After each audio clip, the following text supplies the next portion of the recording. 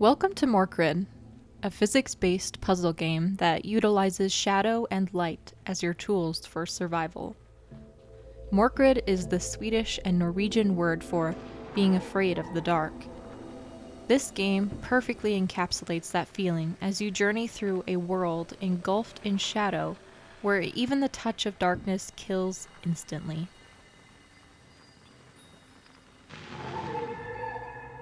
Eerie music surrounds you, the soundscape punctuated by cries of unseen creatures that leave you feeling unsettled. The designers, Hyper Games, say they were inspired by the gameplay of Brothers and the shadowy world of Inside in their creation of this experience. The journey throughout this dark world, combined with the light and shadow puzzles, is incredibly satisfying. You need to play this ASAP. If you haven't played Morkredd, I strongly advise you to do it before you watch this video. Seriously. Enjoy the immersive experience with fresh eyes, as the game intended. Enjoy the surprises along the way.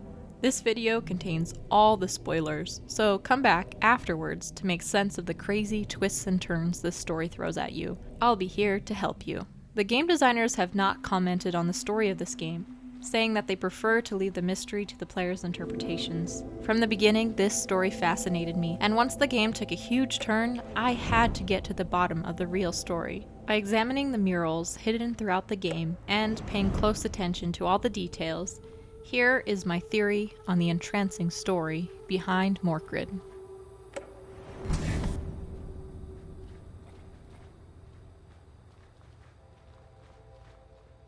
The game begins in darkness. A glowing orb falls from the heavens and brings two beings to life. At first, I assumed this was an ambivalent orb here to save these two lovers, guiding them to safety on the other side of the shadow world. However, my mindset completely switched upon reaching the end scenes inside of the meat, the creature, when the characters are consumed by a carnivorous plant, their life force used to create tentacles that pushed the orb to the end. In the final scene, we discover the glowing orb that's been our savior is, in fact, an egg. Inside that egg is one of the squid creatures, the intricate symbol in its pupil, matching the giant eyes of the squids we've seen throughout the story. Ultimately, our characters do not survive. They are merely pawns in another's game. And it's here that my entire understanding of the story changed.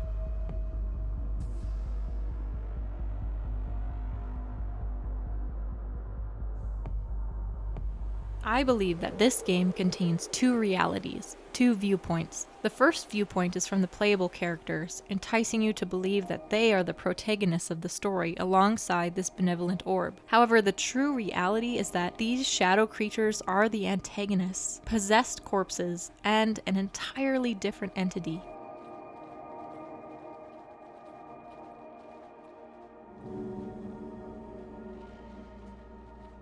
Throughout the game, there are a total of 12 murals. However, there are two distinct groups of murals. The first group are what I call light murals. These are 7 images that are easy to find along your journey. They are usually illuminated on the main path and have an intricate border. The first 2 light murals are found in the Prologue, when the characters awaken in the wilderness. These first images show a world once flourishing under the sun, falling under darkness as their light source dies. The drawings look very similar to our playable characters' dark, shadowy bodies and boxy shapes. The next light mural, found in the sewer, shows 2 angelic beings bringing a glowing orb from the mountains. The fourth light mural is found in the river area, and it shows a goddess figure giving the orb to the humans who rejoice at this gift. Upon reaching the mountain, a 5th light mural is found, and it shows the humans defending their orb against an onslaught of arrows, assumed to be launched by other humans trying to steal or destroy the orb. The 6th light mural is in the temple. This image depicts the orb on an altar or upon the temple itself, bringing life and healing to the land as the crops grow once again. The 7th light mural is found in the end scenes, showing a human ascending into the sky, surrounded by light. This is the story that our characters believe to be reality. It's probably the story you thought you were playing most of the game. This idea of the savior orb, of 2 lovers journeying to safety together, defending the light. However, the perspective completely changes once you find the other 5 murals. These are hidden images found in caves and obscure places in the dark. Their borders are black, and they paint a completely different picture of reality. As with the light murals, there are one of each of these dark murals hidden in every area of the game. The first dark mural is hidden in the sewer. It depicts not the orb, but a squid creature wrapping its tentacles around ghostly figures, drawing them up from the ground. The second dark mural is hidden in the river area, and it shows the orbs breaking open, releasing a plague of flying creatures over the earth, destroying the crops. I'll admit I have no idea what these flying creatures are, as I didn't encounter any flying creatures in this game, but I digress. The third dark mural shows two humans destroying a squid embryo. These figures look entirely different from the others seen in previous images. In fact, they have head shapes that resemble the other humans we see throughout the game. Just like these etchings, the other humans in the game are wearing light-colored uniforms, have headgear in the shape of a hammerhead shark, and attempt to destroy the orb at every turn. The fourth dark mural is found in the temple. It shows the embryo spawning from the corpses, growing into a giant tentacle monster. The fifth dark mural is hidden in the end region, and it depicts the squid attacking the humans, those with the headlamps on. The humans use barricades and spears to try to stop the squid from destroying them all. So, how do these two sets of murals pull together? I believe that the murals were perhaps a prophecy from an ancient civilization, predicting what was to come. The light murals show the reality that the shadow beings, our characters, believe to be the truth, but it is the dark, hidden murals that show the true reality, the true prophecy that would come to pass, as, yes, the squid creatures worked to overtake the humans. In fact, I believe the squid creatures are the entity in control of the characters, in control of the entire story unfolding before our eyes. Let's look through the scenes of the game with our minds set in this theory.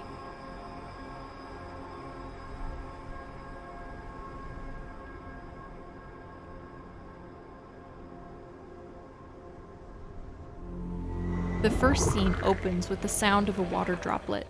A glowing, fiery orb journeys through complete darkness. It is here that we see an exact reenactment of the first dark mural. The orb is not a benevolent light, but instead looks just like a sperm, indeed, that of the squid creatures seen throughout the game. It comes upon two corpses, slowly circling each one, before sending a flash of light that draws these corpses up like puppets on strings. See how their backs are arched in a grotesque way, their bodies are shadowy, their eyes glowing with the life source from the squid sperm thing. To further prove that this squid thing is in control, the possessed characters are trapped within its light circumference. They can only go on the path that the orb decides. Also notice that the corpses of our characters were laid to rest on an altar in a very purposeful and symmetrical manner. Around the altar, other corpses are strewn about haphazardly. The area is in the wilderness, the ruins of an ancient civilization crumbling away. Were they a sacrifice for the future of the prophecy they believed might come to pass? Were they cult worshippers of the squid, or, on the opposite side, beings who fought off a past invasions of the squids? As the squid sperm guides the possessed beings throughout the forest, you can tell that this light is a conscious being as it meanders between trees, looping back occasionally until it slows to a stop in front of the first pair of murals. It's as if the squid thing is saying, "Look here, this is the reality I want you to believe. I am the light given to you from the heavens. I am your savior." But in reality, we are merely pawns in its control.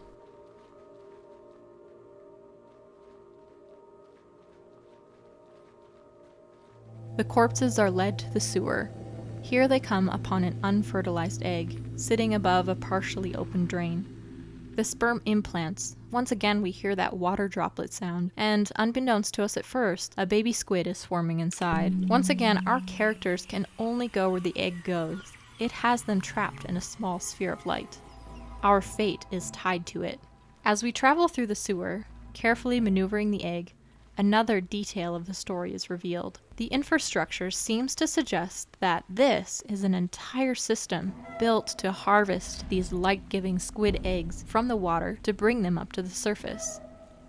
Cracks in the wall and overgrown roots show that this structure is falling into decay, again suggesting that this was built by an ancient civilization, potentially the one that these corpses were part of. We see more evidence of this system as an egg harvesting factory. Remember when you saw the squid's eyes? That symbol? Notice now that it's everywhere. Etched in the checkpoints, the carvings on the doors of the temple, the walls of the structures leading to the temple, and even in the frames of the light murals. It seems that an ancient civilization harvested these eggs to survive their shadow world, seemingly paying homage to the squid that gave them light. Upon entering the temple, we even see shattered versions of these eggs used as light sources, purposefully set in sconces. Did they worship the squid, or did they enslave the species? The egg guides the corpses to a long, sketchy bridge. As they cross, the camera pans out, revealing a huge squid creature writhing below in the water, swimming in a submerged man-made structure. Is this a ruin submerged in water over time and a creature spawning from deep in the earth? Or is this a containment tank where the ancient people kept one giant squid to spawn eggs for their light source? As our shadow creatures cross the bridge, one of the humans with a headlamp sees them coming. This human is wearing the blue uniform and headgear of the dark murals, and a crossbow is strapped to its back. This human seems to be a watchman, as he is completely alone, observing the sewer for signs of possessed corpses, the prophecy coming true. The watchman sees them and tries to stop them by opening a trap in the floor. He then runs away, probably to warn others.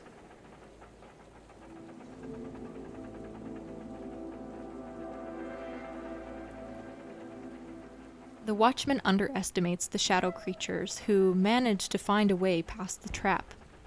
After we maneuver through the egg transporting infrastructure, the shadow creatures descend into a boat, specifically designed to hold the squid egg, again showing another example of how this system was built to move these eggs. It is here that we enter the river area of the game. As our characters row, they come across a creature in the water. Its eye opens, and we have our first encounter with the squid. There's that intricate design in its eye. It then moves to reveal a host of glowing fertilized eggs in its care. Is the egg that we're carrying from this squid, or is it from the larger one we saw under the bridge? Were both of them contained to produce light orbs for ancient humans? Notice another important detail. Unlike everything else in this game, none of the squid creatures try to attack us. At some moments, like in the end, they even help us move along our journey. They are the brain behind these shadow creatures, moving their puppets for their purposes.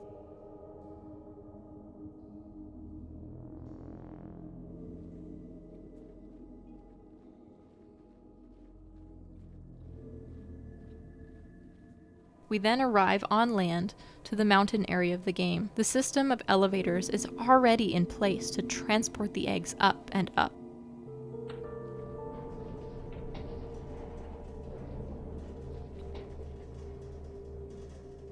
We randomly encounter peaceful but creepy AF tree creatures with long, shadowy legs. After battling wind and weather, the elevators take the egg up to the entrance of the temple.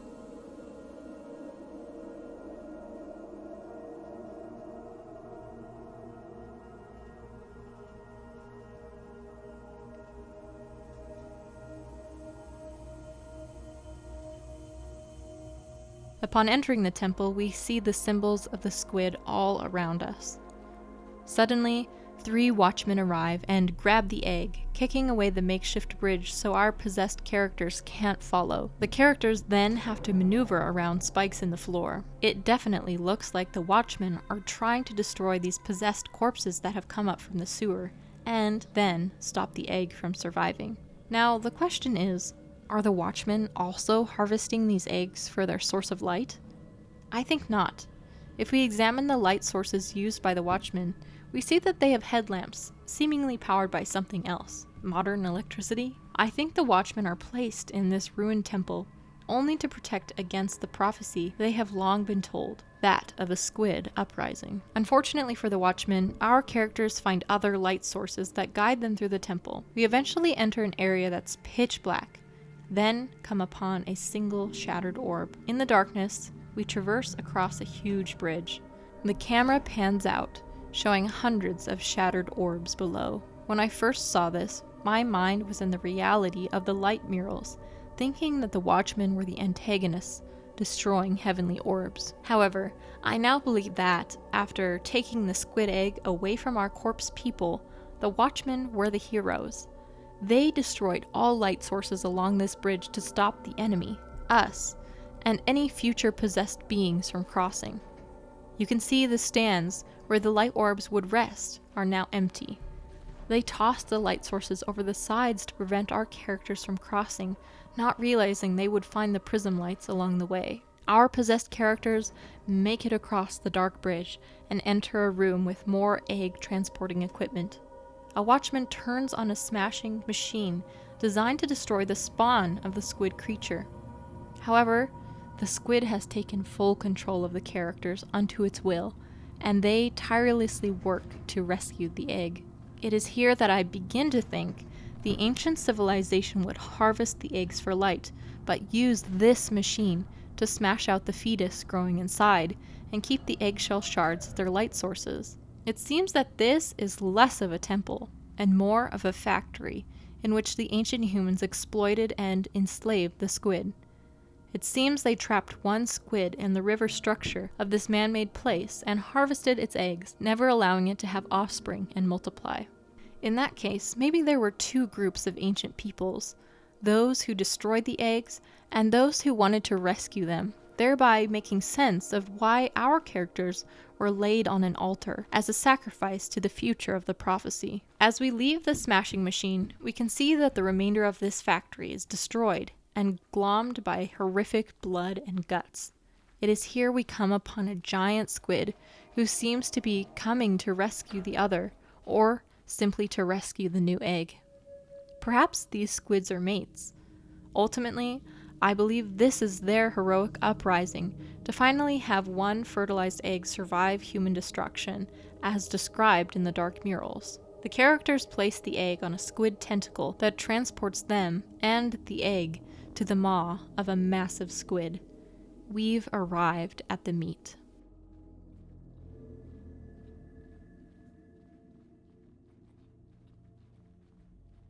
Now our possessed shadow corpses transport the egg through the slimy, gooey, gross mouth shit of this giant creature.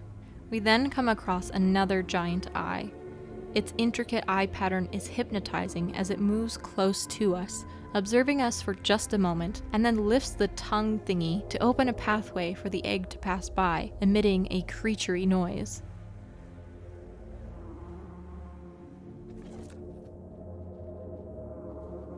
Now comes an important moment. The shadow characters are led to another set of these three-leafed plants.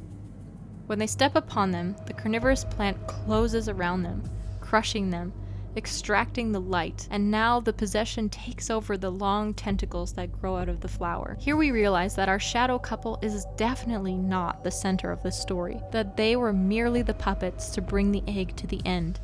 Only the egg remains.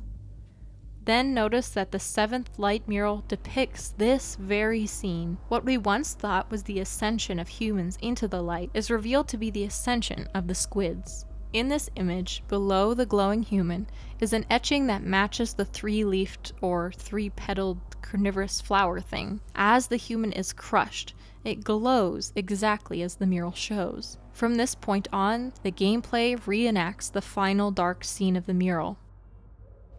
The tentacles are the final stage of the uprising. They pass the egg between themselves, fighting against the Watchmen who have set up barricades and fire arrows to destroy this squid egg.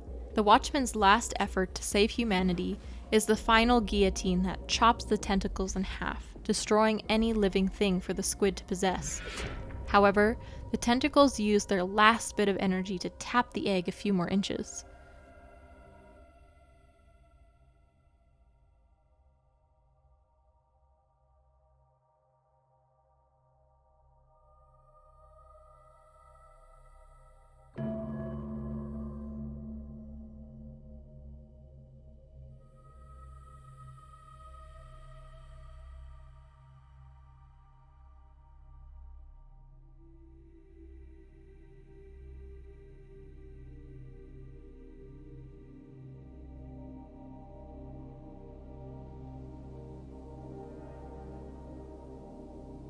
goopy slime shoots out, sticking to the egg and drawing it into a body part that seems designed to hold it.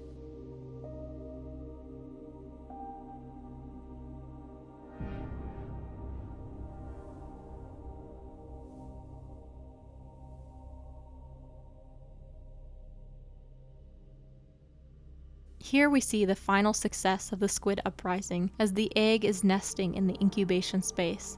The final close-up shows the fetus alive and well. The prophecy of the dark murals came to pass. What other theories about the Morkredd story do you have? Let us know in the comments below.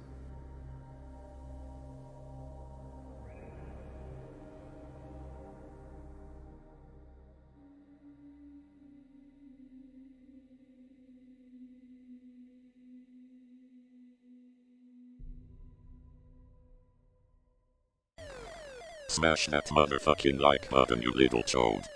Bebop, stop, pop, sweat, shotgun, drop, bar, up, flop, chop, slop. Co-op.